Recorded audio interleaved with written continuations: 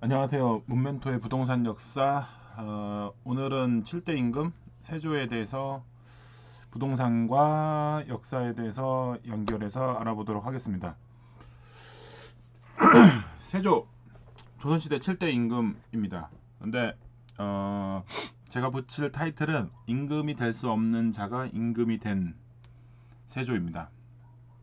세조 하면은 영화 관상을 통해서 많이 좀 미화가 됐는데, 제가 이렇게 한번 구글에서 세조에 대해서 검색을 했더니 여러 이미지가 나오는데, 그 중에서 우리가 익히 알고 있는 이 모습, 그 관상에서 나왔던 이 이정재의 모습이 세조의 이미지로 이렇게 좀 나오고, 이런 모습들 나오죠.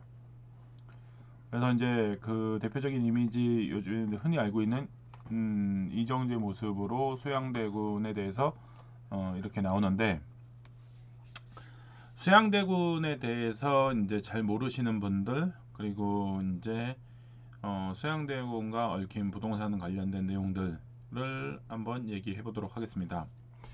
수양대군은 우리가 잘 알고 있는 세종대왕의 아들입니다.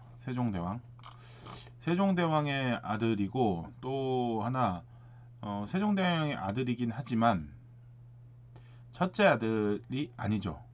그리고 첫째 아들이 아니다 보니까 왕위를 계승할 수 있는 상황은 안 됐었습니다. 그럼에도 불구하고 수양대군이 왕이 될 수 있었던 것은 무엇일까요? 시대적 상황이 이제 수양대군을 왕으로 만들 수 있는 상황을 만들었죠. 사실 수양대군은 이 적장자가 아니기 때문에 될 수가 없었고, 단종 같은 경우는 적장자의 적손을 모두 왕세손까지 이르르는 상황까지도 정통성을 다 갖고 있던 왕이었음에도 불구하고 아버지가 일찍 죽는 상황이 발생을 하면서 약간의 위기 상황을 도래를 했죠. 그런 상황에서 김종서와 황보인이 보위를 이어갈 수 있게끔 이 보호를 하고 있었으나, 이런 것들이 왕권의 좀 취약한 부분을 만들 수밖에 없었죠. 그러다 보니까 이 틈새를 이용한 게 수양대군이었습니다. 그래서 이 수양대군이 이 틈새를 활용을 해서 계유정난이라는 거를 일으켜서 왕위를 찬탈을 하게 되죠. 그러면서 실제로 왕이 될 수 없는 자가 왕이 된 게 계유정난입니다. 그리고 계유정난을 통해서 왕위가 됐지만, 이 정통성이 부족하기 때문에 사육신과 같은 이 단종 복위 운동도 일어나게 됐습니다.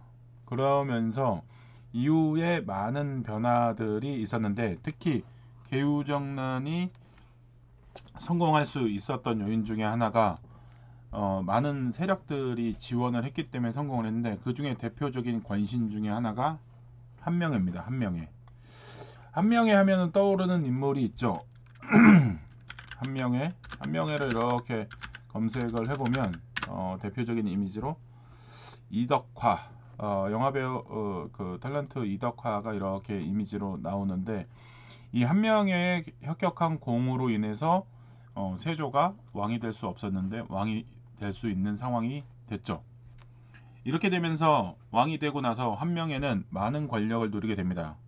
그래서 한명회와 관련된 대표적인 지역 중에 하나가 압구정이죠.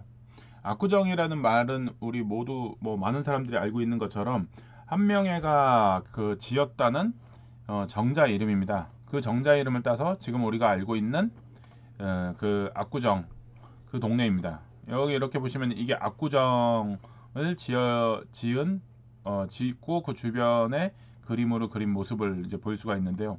이렇게 한명회의 혁혁한 공으로 세조는 왕이 될 수 있었습니다.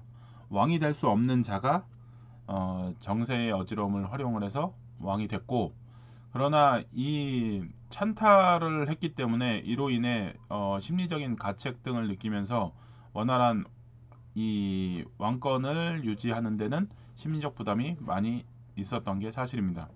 그리고 나서 그 이후로도 말년에 그렇게 이제 원활한 이 삶을 산 게 아니라 각종 질병에 시달리면서 50세에 죽게 됩니다.